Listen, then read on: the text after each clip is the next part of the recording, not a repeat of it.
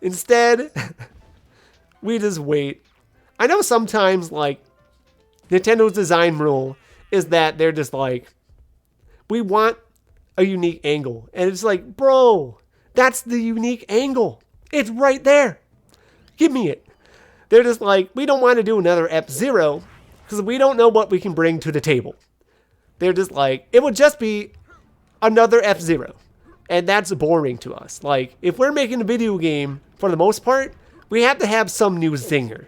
There's got to be a kick to it. You got to be able to see something good. Something that makes you go, wow, that's inventive, and not just the same thing over and over. And by and large, like, I appreciate that. They still kind of do some of the same things. Like, they haven't really done New Super Mario Brothers for a while.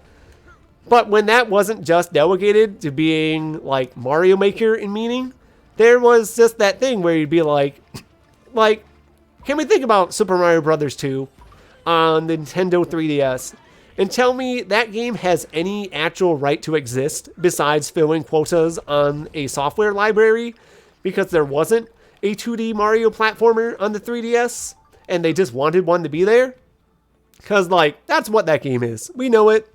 The coin gimmick is not very exciting. The whole gold thing, get a bunch of money, just meant you had infinite lives for a series that was already a little, like, devoid of earnest challenge until you got New Super Luigi U and stuff. So they're just like, sure, here's this again. It's more Mario platforming. And it's like, wow, thanks. I bought it. Don't get it wrong.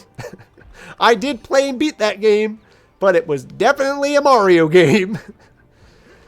For the most part, I'm glad Nintendo tries to do different hooks, even though it means some things are dead forever, apparently, or they're just, like, not convinced it's going to sell gangbusters in order to do anything. Star Fox had the wrong end. There's also the dark side of this, right?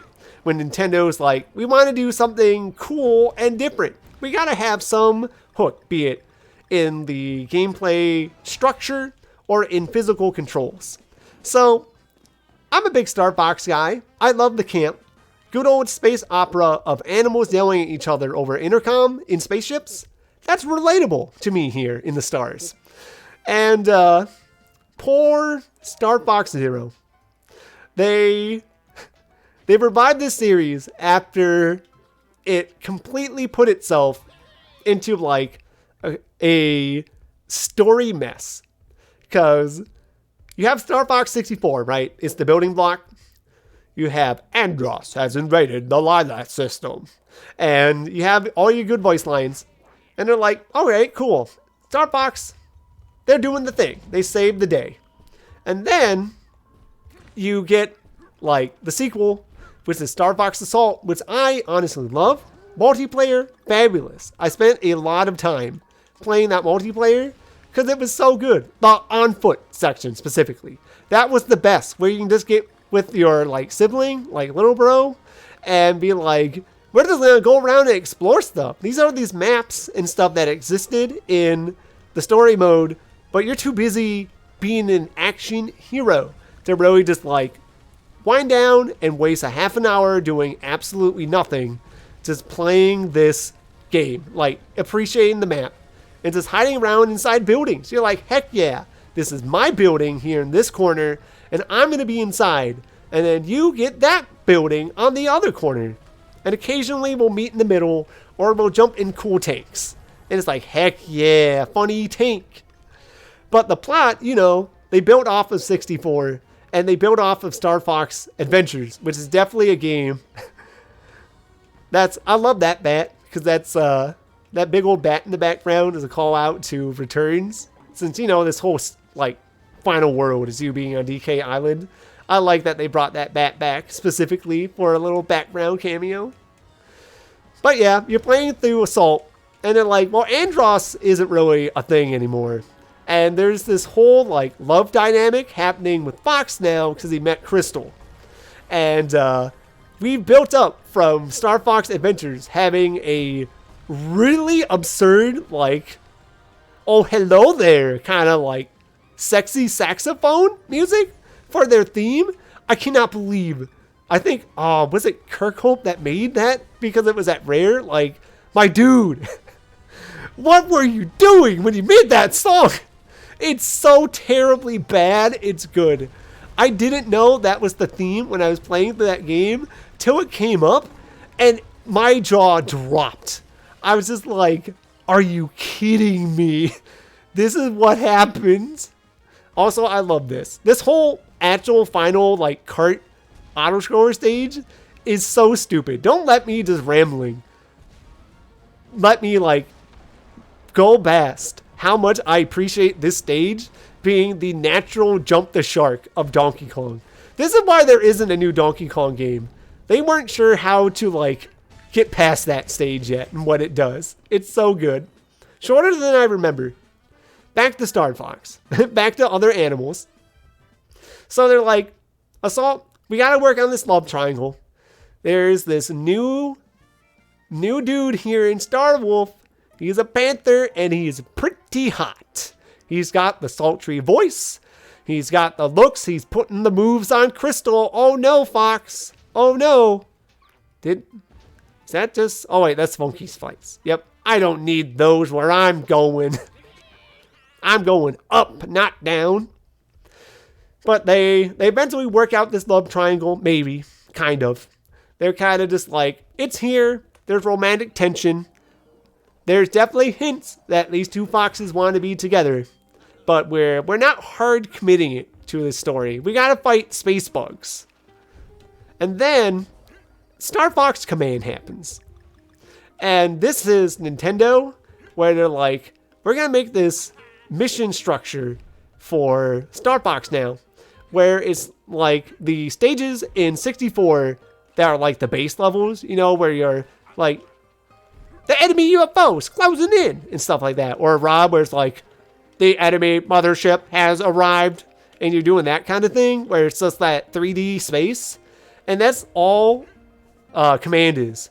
Except, they make it so then you have like choices in the game. So the plot goes wildly all over the place. The base through line is like, now that Andros is dead, and now that you've killed cyberbugs from space, now there's fish. There's space fish, and they're coming for you.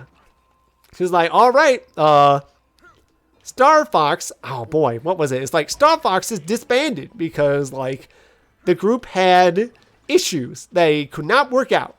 So now a lot of Fox's stuff is, I'm going to die. Oops. So Fox is like, I gotta get the gang back together. Time to team up and beat this fish. Time to beat back Jabu Jabu from Zelda and show them that we ain't no chums. We ain't just fodder for the big mouth. I meant the pound, not roll. But now, so there's that main plot of Command, right? And it's relatively normal.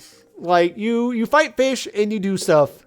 But then the side stuff gets really, really out there. There's ones where you just straight up stop controlling Fox. Like, he's no longer the character of the story. There's like ones where like Falco gets sick of everything, like, and he just goes off on his own and he's just like angry about it. And there's like ones where like Fox gets real depressed and he ends up being essentially, they throw in an F-Zero reference and he just starts being a race car driver. I think it's like him and Falco, because like Fox is just a washed up like drunk. And so Falco's just like, look man, I know Crystal left you and everything, but here, like, now that you're not really a pilot anymore, we're just going to like introduce you to racing. So you have something to get the spark back in your life. Now that you aren't doing life or death dog fights, do life or death high speed races. And that's just the finish. You're just like, I don't know what happens in the war, but Fox is looking pretty rad. He's living up full circle. Like, if we know F-Zero, we know there's a James McCloud Star Fox racer reference, right? So they just go the complete mile. And now Fox becomes the literal like car driver in that. There's like a like a kind of more canon ending-ish, where like Fox and Crystal gets together and they have kids, and they have a little blue fox boy whose name I forget, and he gets his own Star Fox, where like the wise peppy-haired group is now Falco and everything. So like you're getting everything from alternate timeline like scenarios where Fox is a car driver to like time leaps, and now it's a new generation.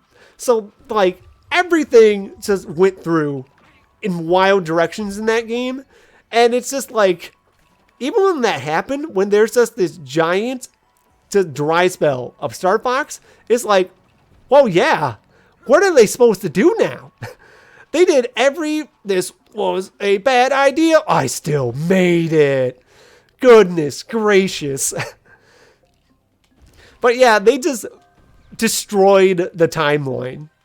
There were no good timelines for Star Fox to resume after Command. So I thought I was holding the button. I'm pretty sure I pressed it. But Star Fox is no timeline, and Zero comes around. We finally circled back to talking about Star Fox Zero. And Nintendo's just like, well, we don't know what we're doing anymore. So what if this is like officially Mario status, where there's Star Fox and there's Andross, and you gotta do the fighting. Fans remember Star Fox 64. We've remade 64 on the 3DS. People know, whoops, the funny voice lines. They know these characters for what they are right now. So what if we just like run the loop around back again on Star Fox 64, except now it's on the Wii U. And a couple of things are different. There's kind of this whole like trans-dimensional portal thing they've got going on. But for the most part, it's still basically vibes of Star Fox, except you become funny Chicken Walker from Star Fox 2. But now, like, the problem is Nintendo in their golden judgment and their need to be able to show they can incorporate wacky gimmicks went like, the Wii U has a gamepad. What if instead of showing your exact reticle on the screen where you are, like the TV, we make it so you have to aim through your gamepad. And for the like chicken little walker cute thing, also through the gamepad. And it's like all motion controls, I think, if I remember right. Where it's just like, there's not really the ability to have the game just like steer, I guess, normally. They're just like, yeah, you've got to use the gyro controls, which, you know, to be fair, aren't terrible. Like Joy-Con gyros and everything are all pretty good. Aiming with the bow in Breath of the Wild, fabulous. There's a lot to be said about their tech for that. But they want to shoehorn this, and oh my gosh, I'm just holding the button by the time I fire the cannon. I'm not doing this again. I cannot crash yet again. But they're just like, you have to use the gamepad screen. And everybody didn't like it. And also, because like nobody really liked it, they just made the game really awkward. They put in a like bonus game with Slippy and his dad, which I've never touched, but I guess is fine probably because they just needed more Wii U like tech demo stuff going on because they desperately wanted that system to like not be the poor little failure it was. And I owned one. I really liked my Wii U, for the record. Worth. I bought that thing on launch when there were no good Wii games or Wii U games to own, okay? I've been there. But they just really wanted to shoehorn Wii U tech because it's stuff they had. And then it's just like, wow, okay. Now, not only did you spend this time developing Star Fox Zero for the Wii U for a system that's not doing so hot, you spent this time also then making its controller gimmick really weird. And now that it's really weird and it's on this underselling system, nobody's buying it, like even less than you expected. And now, appropriate with where I am right now, the franchise is just on ice. Like, it's gone. Am I expecting to see Star Fox rear its head anytime soon? No, I'm pretty sure they just straight up killed it. And it's like, man, we could have avoided this. This could have been good. All right, button being held. We're doing it this time. And we know... Oh, no, I thought I was going to keep rolling. Oops. But yeah, Star Fox suffered a cold death. It definitely became the 0. And it's just like, buddy, no, why did they do this to you? I like my arcade on-rail spaceship shooter. The high score is cool. When you're Fox on hard mode and you get his dad's sunglasses, you feel like a boss. Like when I was younger on 64 3D in particular, I had a high score like shootout with my friend where we kept one-upping each other with high scores on that game, and it was really fun. Even though not only did he outscore me, he was playing on the original. I'm playing on the 3DS where you can restart a level where it goes wrong. So let me just say, friend, you know who you are, and man, you rocked that game. Way to kick my tail as I jumped off too early. You did a really bang up job, buddy, and I'm proud of you, honestly. You did great.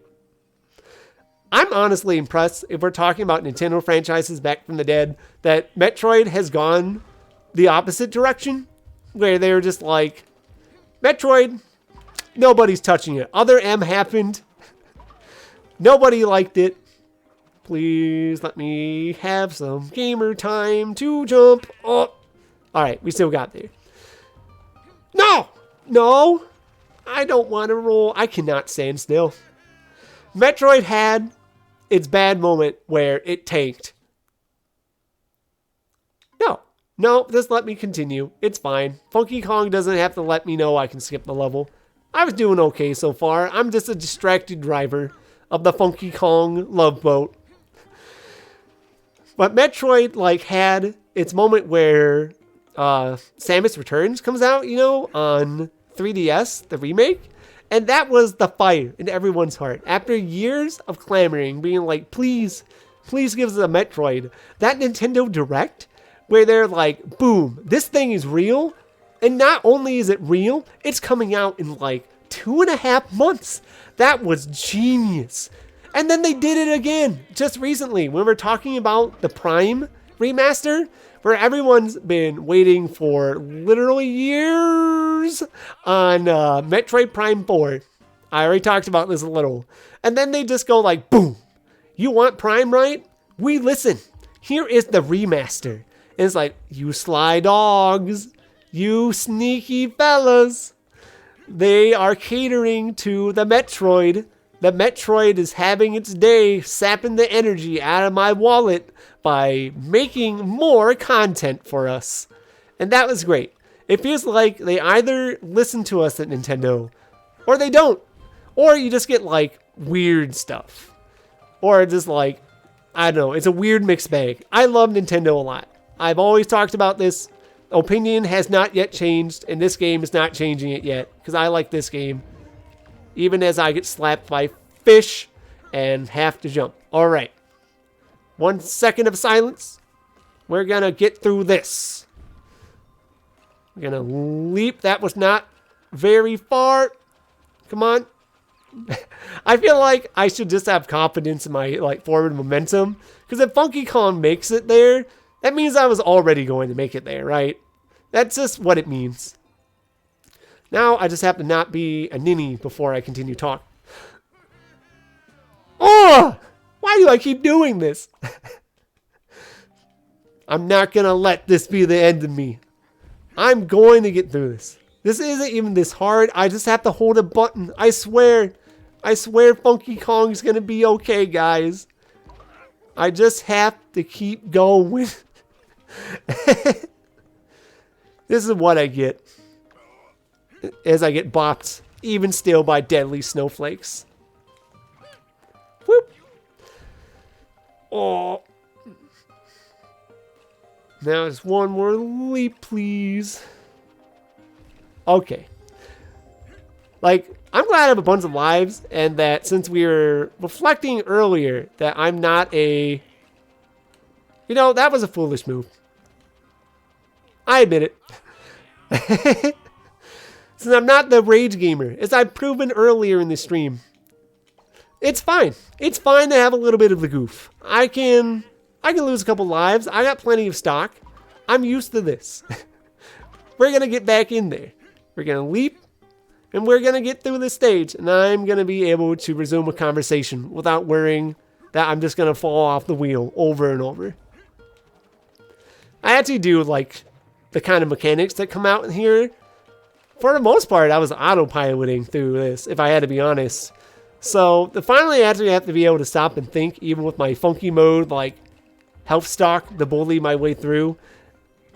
I swear, I'm grabbing the button. It's gonna get me through. It's all me. It might just be how I'm playing. Maybe there's just enough delay where if I was holding this thing handheld, this wouldn't be a problem. But we're gonna get past it. I want to be able to retire in victory, so then I can go back and prove I'm a good boy. What I've been up to lately too is that I've been starting to pet sit as of late. There are 2 real good pets in particular I am chums with, where I'm dog sitting. I've gone to a particular spot in space where I'm watching 2 very lovely pit bulls. I know there's a lot of bad rep for these poor things. And hear me out. The 2 I know are the bestest, like, airheaded girls in the world. And I love them to death. They are so nice and big. Like, they like to play, sure.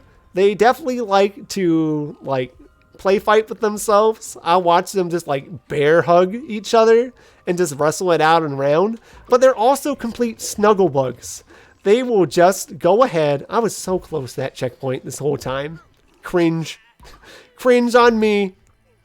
But they will just snuggle up to me. Like, you sit on the couch, and instantly they're just like, yeah, hey, bud. Like, give us hugs. Give us pets. They're going to look at you with their big, soft eyes, and they're just going to, like, try to sit on you. And it's just like, man, that's a lot of dog weight right now. You're kind of heavy, but you're not even mad. Because they're so good. There's also a couple of cats who are just complete fluffy guys. I love both dogs and cats. I would say in the second great debate, now that we're past Coke and Pepsi, that the dog versus cat thing, that's a real tough choice. I lean, I think, slightly towards dog, even though I talked about last stream about having okay. Talking about having a cat. My little old man, who I really love, Cosmo. But I think I prefer dog slightly. They're funny little guys, and they tend to more, like, obviously get themselves into hijinks than cats do. Unless cats are trying to climb stuff and knock stuff down. But dogs are the ones already scampering around, just being complete goofballs the whole time. And they're just, like, bonking in stuff. Or, you know, when they get all, like, the zoomies, and they start running around. So they're just like, I gotta go fast. I am just jacked full of energy. It is time to run. And you hear this, right? And maybe there's, like, a loop to your house somewhere. So now you just go ahead and you wait. You pick a spot you know their flight path of carnage is going to go to. I remember this stage being really wild.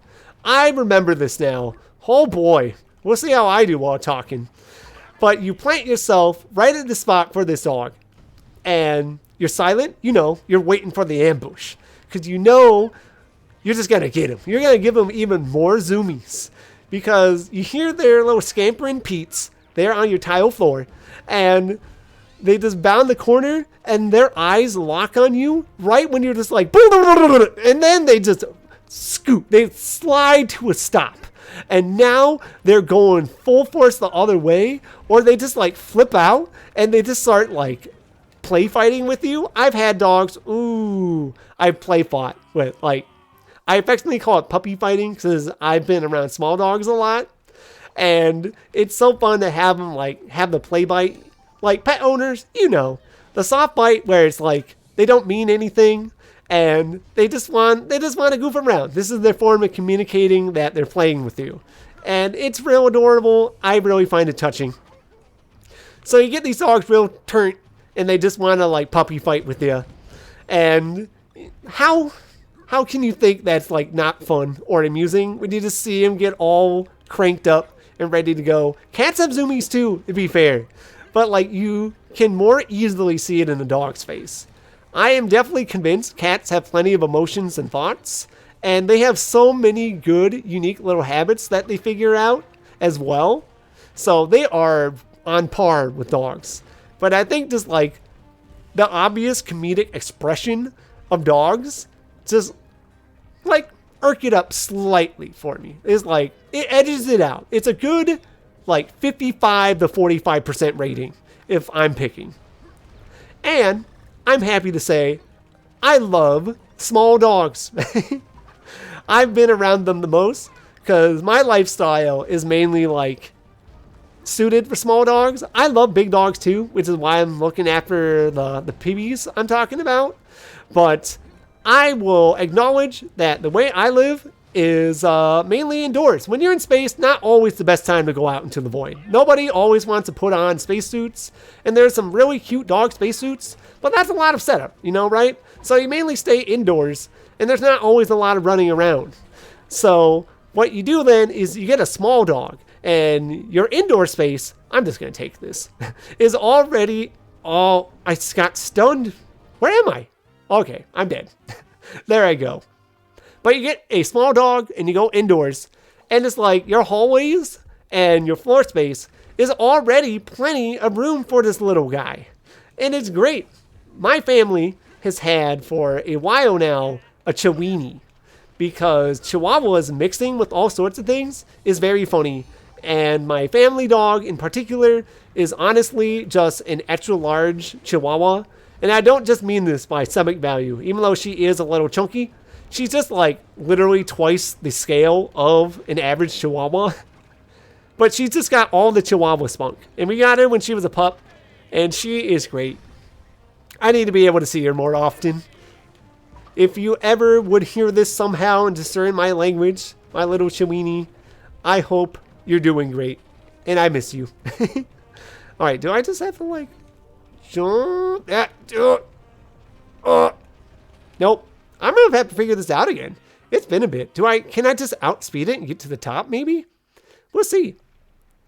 But a Chiweenie is great, and because I'm talking about small dogs, this also includes Chihuahuas. I just was saying it. I know there's plenty of you out there who think Chihuahuas are annoying and loud and basically oversized rats.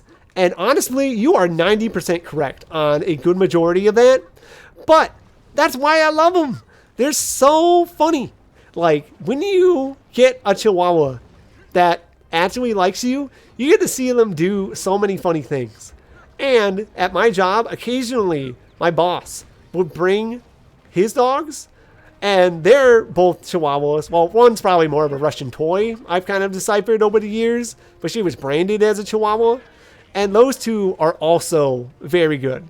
One in particular, if you think Chihuahuas are noisy, my friend, let me tell you, this Chihuahua will change your mind, because she is the chillest thing around. Okay, good. I made it that time. Like, she'll bark occasionally, but she's just got this super gruff, like, it's like, if you think dog toy from the mall, like, not literal toy for dog, but the dog toy, the animatronic, where it just kind of squeaks. Imagine it's like that level of abrasive, where it's not, it's just background noise. So you just like, see her just do a little bark at people, just like, rah, rah. And you're like, oh, she's not scary.